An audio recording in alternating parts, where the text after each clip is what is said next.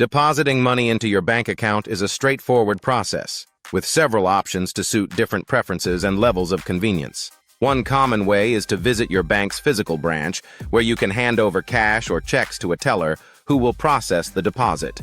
In many banks, you'll need to fill out a deposit slip, detailing the amount and specifying which account the funds should go to. The teller then verifies the amount, records it, and provides you with a receipt. Another convenient option is to use an ATM. Most ATMs allow you to deposit both cash and checks directly, though it's wise to check with your bank about any limitations on the deposit types or amounts. You simply follow the prompts on the ATM screen, insert your cash or check into the designated slot, and confirm the deposit.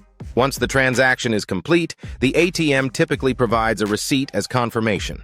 Mobile banking apps offer another accessible method, especially for depositing checks. Simply open your bank's app, select the deposit option, and use your phone's camera to capture images of the check's front and back. After confirming the details, the deposit is processed. This method saves time as you don't need to visit a branch or ATM. Regardless of the method, always retain your receipt or confirmation until you see the deposit reflected in your account. These methods make depositing money both secure and convenient,